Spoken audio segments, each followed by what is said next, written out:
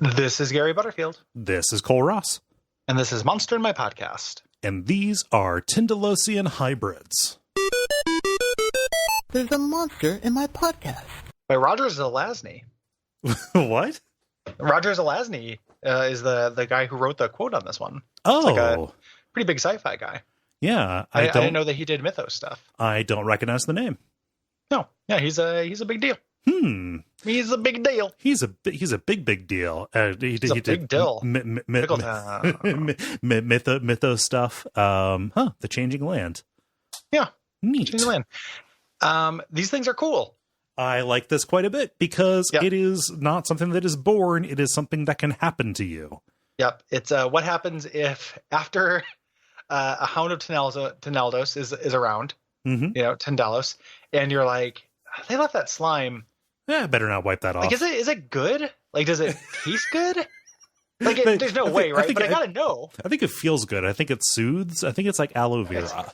Yeah, maybe I've got a sore throat after all that yelling and screaming and insanity. Yeah. Maybe I need to put some of this Tindalosian slime onto my throat, and then maybe that'll make me, oh no. Ooh, yeah. So one of my favorite, the TV show Get a Life? Yes. With Chris Elliott. It's him and Brian Doyle Murray, his neighbor, and great comedy duo. And an alien crashes down, and it's one of my favorite TV episodes because the joke is just like it's supposed to be like E.T. and the alien is just disgusting. Like he's just this gross, slimy, farting monster that shoots slime out of his elbows that stinks. So they eventually kill it because it's so gross. And then I think Brian Doyle Murray is just like, we got to eat it. We got to try it, right? And they eat it, and it's so good. And they keep sneaking down to the fridge to eat more of it until they get down to the fridge and it's regenerated back to life. And it's just very cranky and stomps off and flies back to its home planet because they killed it and harvested it for like a couple nights. But that's what this thing reminds me of. Is just like you gotta try the slime. Gotta try that slime. I mean, you have to. When else are you going to get the opportunity? So in their regular form, these guys look like cubist paintings, right? So remember, Tindalos, they live on the angles of time, and the other creatures, our mind just kind of fills in the blanks and recognizes like, oh, this is predatory, so it's going to look like a wolf made out of tangrams. Here, though, this is a human who kind of becomes this. And so they will dress in billowy garments to kind of hide it. And they can also suppress it through kind of concentration.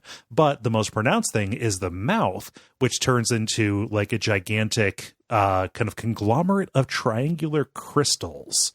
Like a big wide mouth with lots of little triangles, like a kid drawing a crocodile. Yeah. That can reach up to be the size of whatever it is trying to eat. Yeah. Pretty great. Love it. Yeah, pretty wonderful. So once you are born as one of these things, like you try some slime, you slime sample, you become one of these things, and then every day you want to feed, and you become a sadistic monster. Right. You love to teleport in front of people and then show them your giant mouth. Which is really great. Look at the trick I can do. Yeah, exactly. Open wide. Yeah. I'm gonna do it. Yeah. They've got hypersight, so they don't they can see in 4 dimensions. So they don't just see what's there now; they see what will be, what will be and what was at the same time. Can you imagine if you could see like all the food that you would eat? I would love it if I had hypersight and it just stopped me from getting stomach trouble from eating stuff. Ooh, I had some stomach trouble and I ate some nachos last night and I have tons of them left over and I'm like, you just step into the toilet. Step into the water closet. Toilet. Hyper toilet. Step into the hyper toilet to see this toilet's future. Yeah. Brought to you by our backers at patreon.com/Duckfeed.tv.